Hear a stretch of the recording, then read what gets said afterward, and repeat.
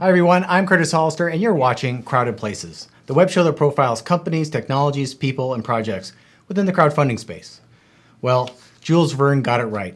He wrote about electric submersibles in the 1800s, and today they're a reality, thanks to Hawks Ocean Technologies and their innovative DeepFlight series of jet plane-looking submersibles.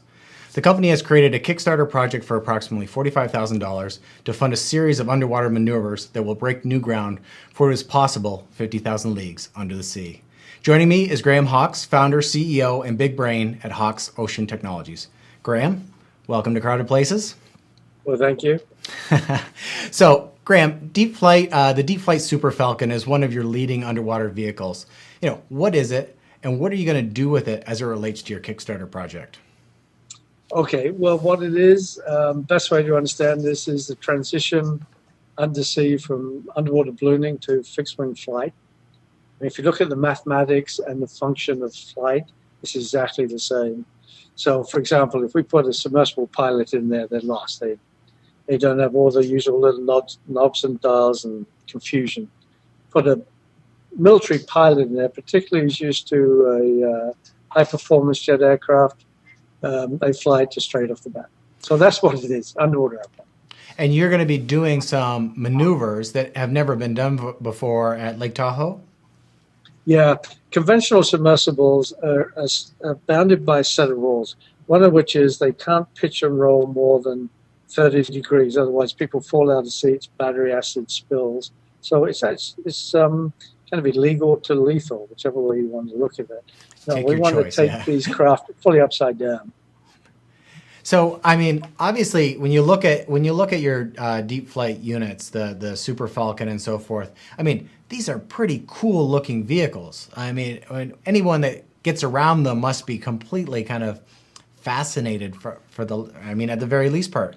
Your team that's been out in this over and over again must have been able to witness some pretty amazing visuals. What's it like? Oh, you're absolutely right. I mean, the testing where we've had this thing straight up and down, we're vertical, we've got to go on our backs. It just blows your mind. At Tahoe, we are coming straight up at the sun or going straight down. It actually doesn't feel like you'd think it does. It's very space-like. It's halfway between. It's not a spacecraft and it's not an aircraft. It's certainly not a submersible. It's really very, very cool. It blows your mind. Sorry. I could completely get that. Like, you look at these, you think this is like a plane-like experience. What's been the big barrier to this? Is it how deep these things can go? I mean, why doesn't everybody have, a canoe, a DeepFlight Super Falcon, and their jet boat? That's a great question. We've been asking ourselves a lot. To go fly underwater is really obvious. It should have been done 100 years ago. The Wright brothers really did invent this. Why it's been left to us, I can't tell you, but it has been. And unfortunately, these are hand-built. They're very expensive. And now we're trying to figure out how we can get the cost down and get everybody involved. This is just too much fun. By the way, fun is a very inadequate word for this. When you have a machine that can go places that no one else has ever gone before, fun is a very inadequate word. But it's all we got. So how deep does the average Super Falcon go? Is this is this like 100 feet down, or how deep can they go? The average Super Falcon, only two in existence. Yeah. And, so if you average the depth between the two, it's an easy calculation. Oh, okay. Well, then the average depth is about 20,000 feet. Really? We built one that goes twice as deep as anything else ever built. Pretty deep. 20,000 feet. That's extraordinary. Wow. Yeah. So. The Super Falcon goes to about 1,000 feet. I was playing games. Okay. We built one for Fawcett that goes to 37,000 feet. Average of two is 20. But still, 1,000 feet, you don't have much light that's penetrating the water at that point anyway. But people can go down hundreds of feet and see like sea life and extraordinary kind of formations and so forth that have been, unparalleled, obviously. Like, this is like discovering a new planet. Oh, exactly right. Exactly right. So this Falcon really is designed to move with big animals in the Twilight Zone. Mm-hmm. That's typically deeper than divers go, but before we've completely lost all light. It's where human eyes, you let your irises open, we can still just see. It's where the big animals are creeping around hunting. It's a fantastically unknown, very exciting place. So with your vehicle, you'd be able to basically swim or fly underwater directly beside like a great white shark, as an example. Yeah, and we did that. I had so Richard Branson in the back. We were off Guadalupe, and a big great white, and I do mean big. I mean, this time it's really big, decided to challenge us for territory. So she came alongside, almost as big, well, weighs as much as we do. But fortunately, I think she judged bigness by length. We stayed together for a few minutes. And then I think, fortunately, she decided we were bigger than her. So she decided not to take a bite out of us, and she left. Oh, that's amazing, though. I mean, that's the kind of experience people would pay for. And you've had some pretty kind of super, like uber users of this. The guy that owns the largest yacht or owned the largest yacht in the world has bought one of these for his use. These are uber enthusiasts, obviously.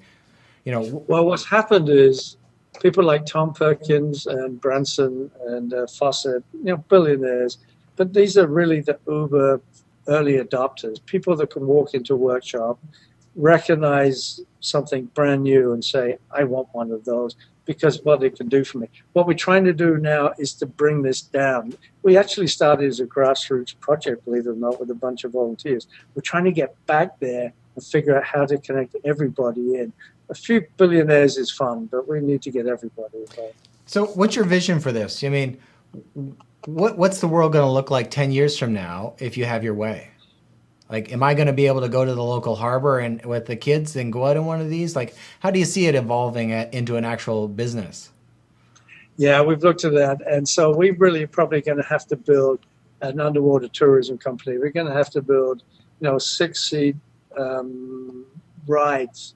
Right now, the Falcon, we can't take the public in. We've got 2 places, a pilot and co-pilot. We can take you down, but we have to train you to crew it. Mm-hmm.